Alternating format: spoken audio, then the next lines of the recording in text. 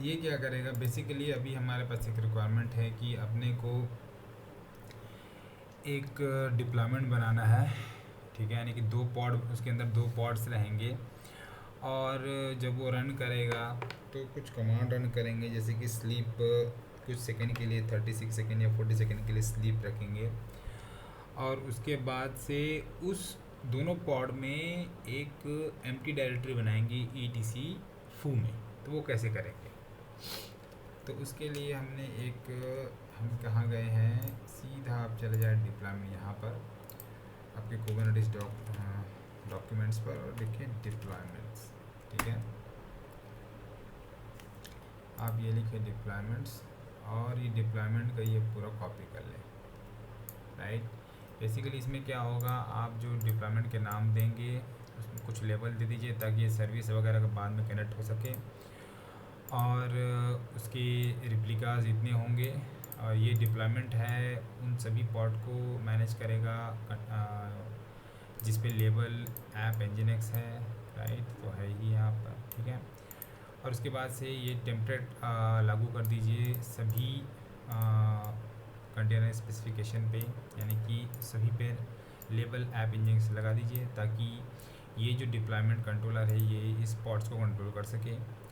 उसके बाद से स्पेसिफिकेशन दीजिए आपके कंटेनर का कि आप उस कौन सा कंटेनर बना रहे हो, उसका इमेज क्या होगा, उसके पोर्ट्स क्या होंगे, और अगर उसका कंटेनर में कुछ वॉल्यूम्स वगैरह है तो, राइट, तो ये आप कर लीजिए, ये कॉपी कर लीजिए। उसके बाद से आपको क्या बनाना है, उस कमांड्स वगैरह रन करने हैं, राइट।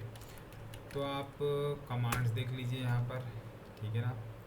कमांड्स और आर्ग्यूमेंट्स वाले फील्ड में चले जाइए, ठीक है। यहाँ आ गए, आप जो है या फिर आप रन स्लीप कर लीजिए, ठीक है। तो यहाँ पर आपको दिखा जाएगा कि कमांड कहाँ लगाते हैं, तो आप देखोगे कि इस तरीके से आप कमांड डाल सकते हो। कोई भी कमांड को कॉमा सेपरेटेड डाल सकते हो, 3-4 कमांड हो सकता है। मैंने यहाँ पर कमांड डाला है SH, फिर दूसरा डाला है FNC, तीसरा डाला है स्लीप 300। वो हम जो फाइनल पॉड जो बन के आया है, यानी कि VI जो डिप्लॉयमेंट फाइल बनी है वो कुछ इस तरीके की है, राइट। तो वहाँ से कंटेनर से मैंने कमांड उठा लिया, राइट, SH-C स्लीप 36 सेकेंड। तो ये में सेल्स SH शेल में स्लीप करेगा, राइट।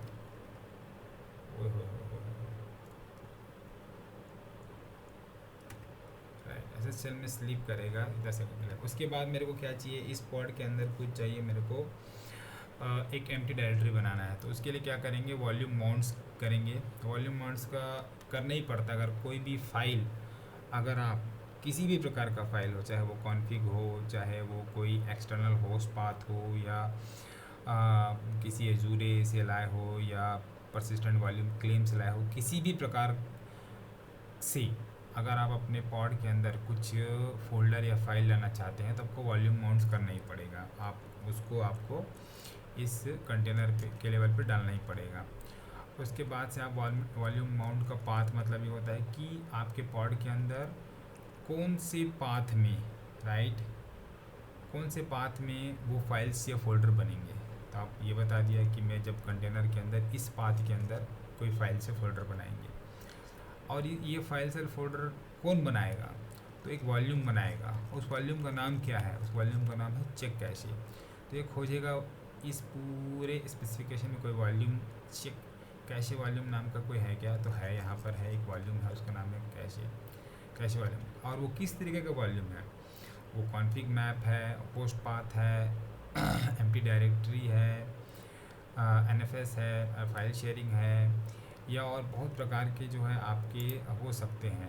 जैसे कि यहाँ अगर आप देखोगे तो जो volume type, empty directory, config map, host path, NFS, persistent volume कुछ भी हो सकता है।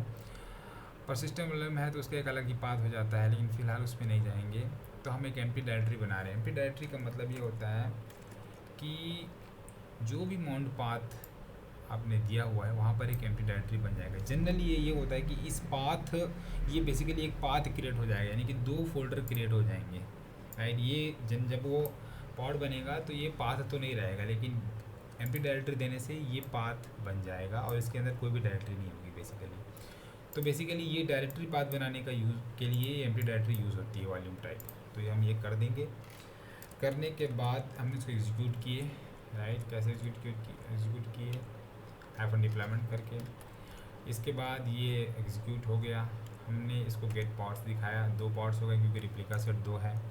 फिर हम इसमें से किसी एक पे एग्जीक्यूट करके इनसाइड चले जाएंगे, kubectl एग्जीक्यूट, फिर उस पॉड का नाम, फिर अटैच, फिर कोई कमांड, तो हम कमांड देंगे bin bash जो कि उसको उस शेल में चला जाएगा। और उसके बाद से अगर हम देखेंगे तो हमारा जो माउंट पाथ था वो यहाँ पर बन चुका होगा, यहाँ पर इसके अंदर अब कुछ नहीं है, राइट।